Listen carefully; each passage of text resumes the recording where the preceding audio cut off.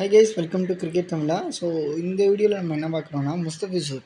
So அவரோட update தான் பார்க்க போகிறோம். ஸோ என்ன ஆச்சு அவருக்கு அப்படின்னு பார்க்கும்போது பார்த்திங்கன்னா, ஸோ பெரிய ஒரு அப்டேட்லாம் அவரோட என்ஓசி டைம் வந்து முடிய போகுது. ஸோ அதாவது அந்தந்த டீம் பிளேயர்ஸுக்கு அந்தந்த கண்ட்ரிஸ் கிரிக்கெட் போர்டு வந்து பார்த்திங்கன்னா என்ஓசி தருவாங்க. அதாவது நோ அப்ஜெக்ஷன் சர்டிஃபிகேட். நீங்கள் ஐபிஎல்லில் போய் விளையாடலாம். ஸோ அதில் எந்த ஒரு பிரச்சனை இல்லைன்னு சொல்லிட்டு சொல்லலாம். பிகாஸ் இங்கே ஐபிஎல் நடந்துகிட்டு இருக்கும்போது இப்போ பார்த்தீங்கன்னா ஸ்ரீலங்கா வர்சஸ் பங்களாதேஷ் சீரிஸ் நடந்துட்டு தான் இருக்குது. அதில் அவரை ரீப்ளேஸ் பண்ணுறதுக்கு நிறைய பிளேயர்ஸ் இருக்கிறதுனால இவங்க இந்த ஆப்ஷன் கொடுத்துருக்காங்க. ஸோ இதனால் வந்து பார்த்திங்கன்னா முஸ்தபிசர் வந்து விளையாடுறதுக்கு பாசிபிலிட்டிஸ் இருக்குது இன் ஐபிஎல். ஆனால் அது எப்போ வரைக்கும் அப்படின்னு பார்த்தீங்கன்னா மே 11 வரைக்குமே கொடுத்துருந்தாங்க. ஆனால் இப்போ இவரோட பர்ஃபார்மன்ஸை பார்த்துட்டு மைட் பி இவருக்கு கால் வந்து சீக்கிரமாகவே வரும், அதை விட முன்னாடியே வர்றதுக்கு வாய்ப்பு இருக்குது. அதாவது ஏப்ரல் 5 அந்த மாதிரி முடிகிறதுக்கு வாய்ப்பு இருக்குது அப்படின்ற மாதிரி ஒரு சில நியூஸஸ் வருது. ஸோ இந்த விதத்தில் வந்து பார்க்கும்போது முஸ்தபிசர் போகிறாரு. ஸோ ஓகே, இவர் போயிட்டானா அவ்வளோதான் டீம் அப்படின்னும்போது எந்த ஒரு டீமுமே அந்த மாதிரி ஒரு பவுலர்ஸ் எடுக்க மாட்டாங்க. நாட் ஒன்லி பவுலர்ஸ், எந்த ஒரு பிளேயர்ஸையுமே அந்த மாதிரி பிக் பண்ண மாட்டாங்க. ஸோ பிக் பண்ண மாட்டாங்க அப்படின்னா வேறு யாருப்பா ரீப்ளேஸ்மெண்ட்டு, நீயே சொல்ல அதையும் அப்படின்னு கேட்கும்போது பார்த்தீங்கன்னா, எஸ், ஒவ்வொரு டீமும் ஒரே ஒரு பவுலர் ஒரே ஒரு பேட்ஸ்மேன் அப்படின்னு எடுத்துகிட்டு போக மாட்டாங்க. 4-5 பேட்ஸ்மேன் தான் இருப்பாங்க. So for example 3 typical batter அதுக்கப்புறமா வந்து பார்த்திங்கன்னா 4 விக்கெட் கீப்பர், 4 ஆல்ரவுண்டர் அப்படின்னு பார்த்தீங்கன்னா 7, இன்னும் 4 பேர் வந்து பவுலர் அப்படின்னு போவாங்களா அப்படின்னு கேட்டிங்கன்னா அப்படி போக மாட்டாங்க. சம்டைம்ஸ் ஆல்ரவுண்டர்ஸ் அதிகமாக இருப்பாங்க. சம்டைம்ஸ் வந்து பார்த்திங்கன்னா ஒரு எக்ஸ்ட்ரா பவுலர்ஸ் எடுத்துகிட்டு போவாங்க. சம்டைம்ஸ் வந்து வெறும் பேட்ஸ்மேன்ஸாக அதிகமாக எடுத்துகிட்டு போவாங்க. அதாவது ஒருத்தர் அதிகமாக எடுத்துகிட்டு போகிறதுக்கு வாய்ப்பு இருக்குது. ஸோ 5 பேர், 4 பேர் பேட்டர்ஸ், மீதி 2 ஆல்ரவுண்டர்ஸ், அதுக்கப்புறமா 5 பவுலர்ஸ், இந்த மாதிரி எடுத்துகிட்டு போகிறதுக்கு நிறைய சான்சஸ் இருக்குது. ஸோ அந்த மாதிரி தான் எல்லா டீமுமே ஐபிஎல்லில் எடுத்து வச்சுருக்காங்க. ஸோ இப்போது இவர் ஐபிஎல்லேருந்து போயிட்டார், வேறு நேஷனுக்காக விளையாடுறாரு, சரி இல்லை இன்ஜூரே ஆகிட்டார் அப்படின்னு வச்சுக்கிட்டிங்கன்னா 11 பேர் இல்லாமல் விளையாடுவாங்களான்னா நிச்சயமாக அவருக்கு ரீப்ளேஸ்மெண்ட்டாக டீம் பிளான் பண்ணி தான் எடுத்திருப்பாங்க. ஸோ எக்ஸாக்டாக அவரே ரீப்ளேஸ்மெண்ட் பண்ணாமல் அவரை விட நல்லா விளையாடக்கூடிய பிளேயர்ஸாகவுமே இருக்கலாம், இல்லை அவருக்கு கொஞ்சம் சுமாராக விளையாடக்கூடிய பிளேயராகவுமே இருக்கலாம். இது வந்து பார்த்திங்கன்னா முழுக்க மேனேஜ்மெண்ட்டோட முடிவு தான். அண்ட் இவர் பார்த்திங்கன்னா ஒரு ஃபாரினர் ஸ்லாட்டை இவர் யூஸ் பண்ணிகிட்ருக்காரு. ஸோ இவருக்கு பதிலாக தீக்ஷனாவை போடலாமா? தீக்ஷனா பார்த்தீங்கன்னா தானே போன வருஷம் விளையாண்டாங்க அப்படின்னு கேட்கும்போது ஃபேஸ் அட்டாக், அதாவது ஃபாஸ்ட் பவுலிங்கில் வந்து பார்த்திங்கன்னா இவர் வர்றாரு. வேறஸ் தீக்ஷனா வந்து பார்த்திங்கன்னா ஸ்பின் பவுலிங்கில் வராரு. ஸோ அதை இவரால் ரீப்ளேஸ் பண்ண முடியுமா அப்படின்னு பார்க்கும்போது எஸ், நம்மக்கிட்ட நிறைய பவுலர்ஸ் இருக்காங்க, அவரை வச்சு ரீப்ளேஸ் பண்ணலாம் தான். ஆனாலுமே முஸ்தபிசர் மாதிரி எஃபெக்டிவாக இருப்பாங்களான்னா அது சொல்ல முடியாது. பிகாஸ் இந்த வருஷம் வந்து பார்த்திங்கன்னா தீபக் சாகர் வந்து போட்டுட்டு தான் இருக்கார். பட் அந்த அளவுக்கு எஃபிஷியன்சியாக இருக்காரானா தெரியல. அதே மாதிரி துஷார் தேஷ்பாண்டேவும் நல்லா போட்டிருக்காரு. ஸோ போன வருஷமுமே இவர் இப்படி தான் ஆரம்பித்தார் சீசனை.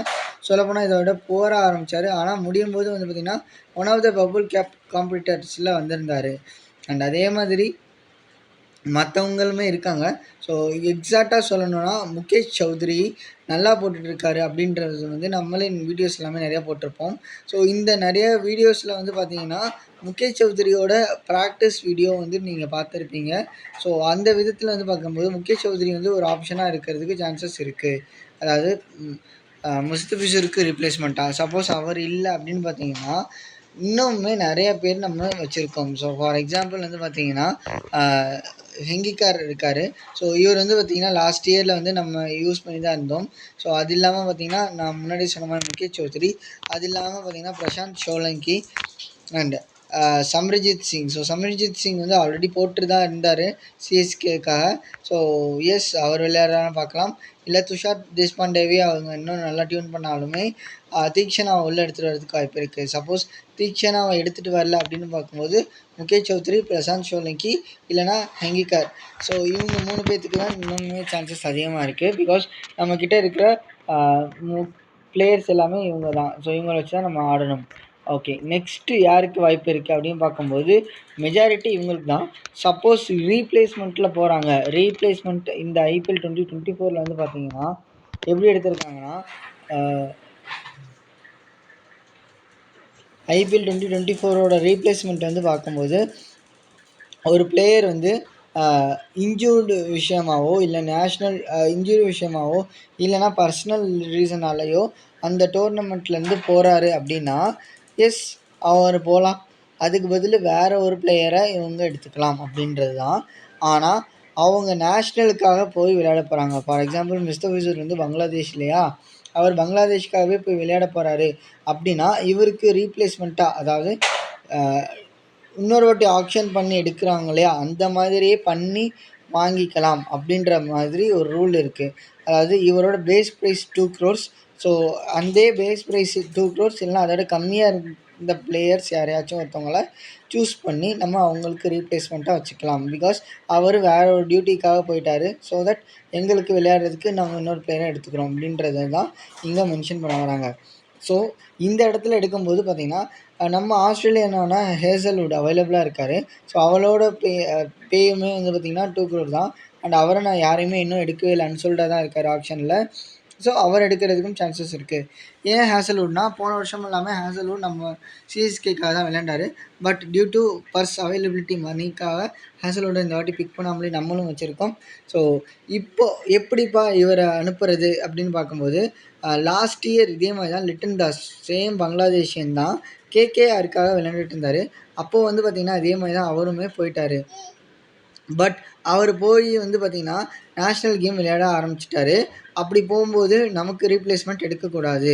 ஆனால் இவருக்கு என்ஓசி முடியறதுனால இவரை நாங்கள் அனுப்புகிறோம் அப்படின்னு டைரெக்டாக சொல்லாமல், இவரோட பர்சனல் ஒர்க் கொஞ்சம் இருக்குது, ஸோ இவர் கண்ட்ரிக்கு போய் பர்சனல் ஒர்க்கை பார்க்க போகிறாரு அப்படின்றத மாதிரி சொல்லிவிட்டு நம்ம வேறு ரீப்ளேஸ்மெண்ட்டுக்கு அவைலபிலிட்டி பார்க்கலாம். எஸ், இதை வந்து கமிட்டி வந்து பெருசாக எடுத்துக்கிட்டு அதுக்கு இதெல்லாமே போடலை, பனிஷ் எல்லாமே பண்ணலை. ஆனாலுமே வந்து பார்த்திங்கன்னா இந்த மாதிரி சிஎஸ்கே பண்ணுமானா பெரிய ஒரு கேள்விக்குறி தான். நம்மக்கிட்ட ஆல்ரெடி மற்ற பவுலர்ஸ் இருக்காங்க. ஸோ அவங்கள வச்சே தான் இவங்க விளையாடுறதுக்கு நிறையா சான்சஸ் இருக்குது.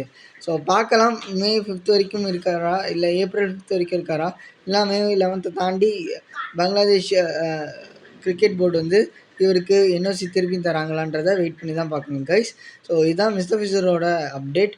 பிகாஸ் இப்போது முஸ்தபிசூரோட என்ஓசி விஷயம் வெளியே வந்ததுக்கப்புறமா எல்லாருமே இதை பற்றி தான் பேசிகிட்டு இருக்காங்க. ஸோ அதுக்கான அப்டேட் அண்ட் கிளியர் ஒரு ஒப்பீனியன் அண்டு ரிவ்யூ அனலிட்டிக்ஸை ஷேர் தான் பண்ணியிருக்கேன் நான்.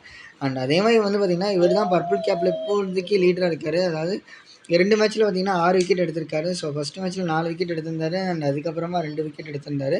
இவருக்கு அடுத்து வந்து பார்த்திங்கன்னா பும்ராவாக இருக்கட்டும், அதே மாதிரி வந்து பார்த்திங்கன்னா ஹர்பிட் பார் அப்படின்ற ஒரு பஞ்சாப் கிங்ஸ் பிளேயராக இருக்கட்டும், இவங்க எல்லாருமே பார்த்திங்கன்னா 3 விக்கெட் தான் எடுத்திருக்காங்க.